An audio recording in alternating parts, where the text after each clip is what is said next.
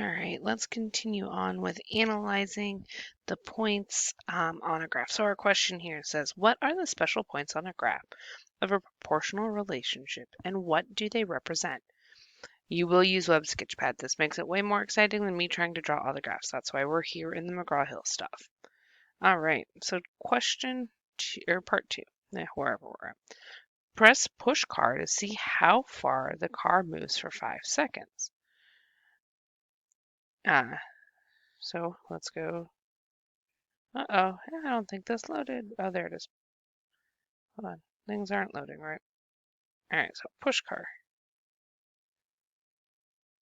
All right, so we need to hold. There we go. Let's push the car. So we have to go. Let's see how far it goes in 5 seconds.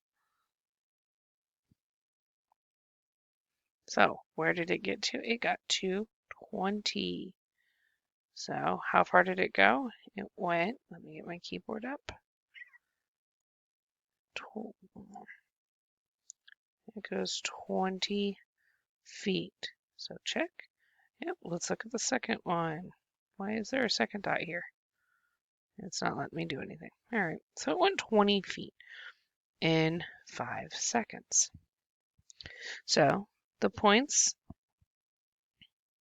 So my guess is there was another one there, but my computer is being special this morning and isn't letting me switch which dot I'm using.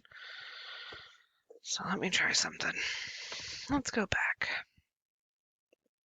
All right. There we go. I had to click it. So if the data had been labeled on a coordinate plane, how would the x and y axes be labeled? So what is going to be our x? What is going to be our unit rate? We want to know how many feet per second. So if we think about that, remember we write y over x. So feet will be our y, which is going to be our distance, over seconds, which is our time. There we go. All right. Question 3. At which point on the graph represents where the car began? So where does the car begin? Does it begin at a time and distance?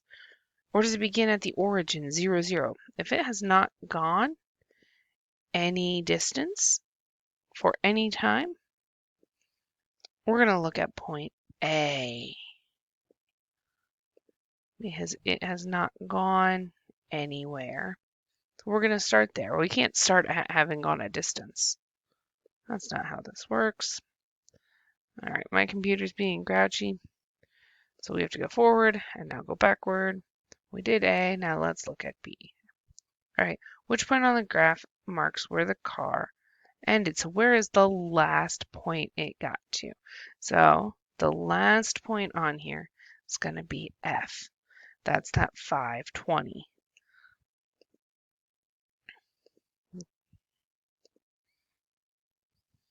All right. So the points, the time traveled to the distance for the toy car are graphed. What do you notice about the constant proportionality, the rate, and the coordinates for point B? So point B is at 1, 4. Remember, our unit rate is always that 1R, that R representing your rate. So if we know, here, where are my windows? So if we know that 1R shows our unit rate, my computer's being special, super special, see? Super special. All right, so if we know it's 1R, oh, my pen turned off. I don't even know. Then we know that the x is 1. So if we write it as a proportion, and R is that thing, that R is the rate. So on ours, the rate we said was 4 to 1. That R is also the constant of proportionality. It's a long word to write. So our constant is going to be 4. They're all equal. They're all equal. There are a lot of ways to figure those things out.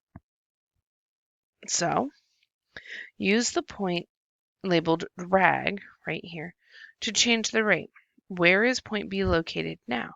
How does this compare to the unit rate and the constant of proportionality? So if we drag to 9 feet per second, we now have 1 to 9. Look at that graph.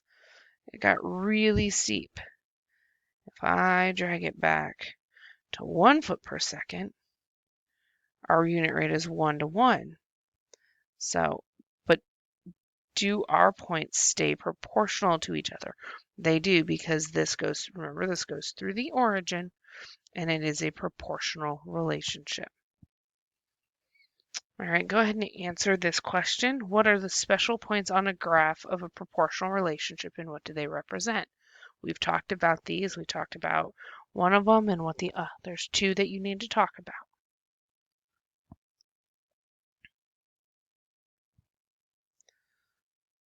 All right, so what is the significance of 0, 0 on a graph? Let's go back and see. Well, when two quantities are proportional, you can use a graph to find the constant of proportionality to interpret the point 0, 0.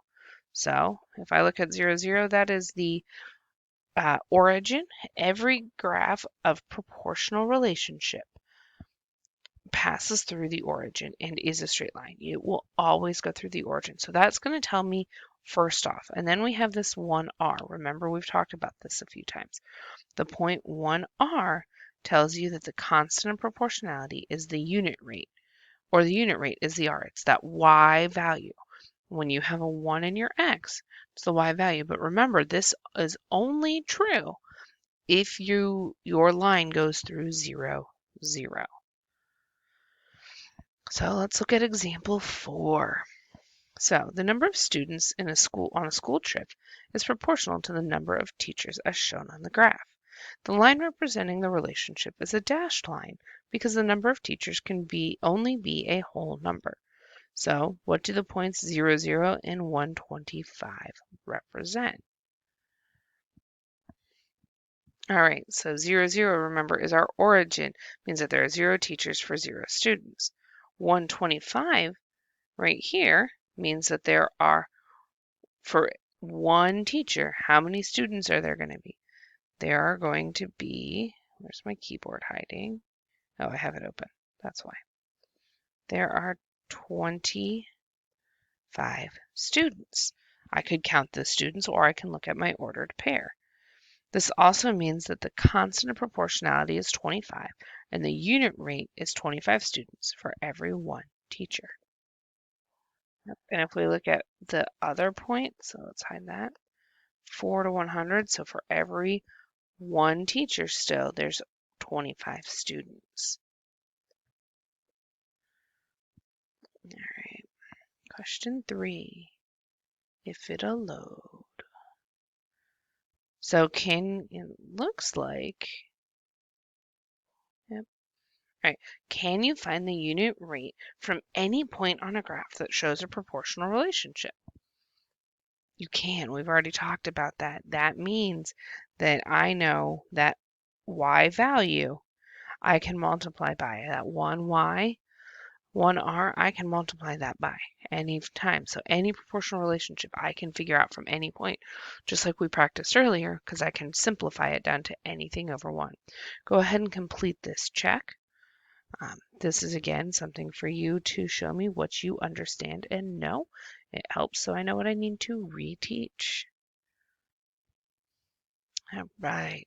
And now the apply, things you might see in the real world. Michelle and Angelo are participating in a school fundraiser. The items each student sells after 1, 2, and 3 days is shown in the table. Which ordered pair represents a unit rate of the numbers sold per day? So think about it. What's going to be our unit rate? All unit rates are always to 1. So per items per day. So Michelle's unit rate is going to be 3 to 1. Angelo's is going to be 1 to 1. That's what that would be. Then you have 4 to 2 and 6 to 2 and 9 to 3 and 5 to 3. So we've got to figure out what is our task? Describe the context. What are we trying to figure out? Let's go look at it. So let's see, how can you approach the task? What strategies? What is your solution? All right. Which ordered pair represents a unit rate? So let's look at this. So Angelo, 1 to 1. Okay, that's 1. What's 4 to 2? We look at our tab over here. Angelo, 4. So we have 1 to 1, 4 to 2, and 5 to 3. So 1 to 1 doesn't really go anywhere. 4 to 2, I need to divide by 2. So 2 becomes 1, and 4 becomes 2. Uh-oh, they're not equal, are they? And 3 to 5, I can't simplify. It is simplified. So are Angelo's proportional? No, because they change. So Michelle starts out as 3 to 1, which is 3 to 1. Then she does 6 to 2. Well, I need to divide by 2 because I'm going to divide by my bottom here. So 2 divided by 2 is 1. 6 divided by 2 is 3. And then she does 9 items in 3 days. Again, divide by my denominator. So 3 divided by 3 is 1. 9 divided by 3 is 3. Michelle's is proportional because they are the same. This is her unit rate. It's always over 1. These are her unit rates. They're always over 1. So which ordered pair would represent the unit rate? We're going to do 1, 3, because remember it's y over x in those. All right. So let's look at question 2. How could you determine that Angela's graph was not proportional before graphing the relationship on the coordinate plane? So I didn't even graph that. So we could have graphed it. I could have drawn. Do I have graph paper over here? I could have drawn the whole graph out, but we didn't. All right, and there is a check for you to complete here. Once you are done with that, there is also an exit ticket you need to go complete. Again, this is data for me to know what you know, so I know what I need to work on again. And then you are to complete, let's get there, this homework assignment, lesson 1 for practice. That is what, and that is related to what we are doing.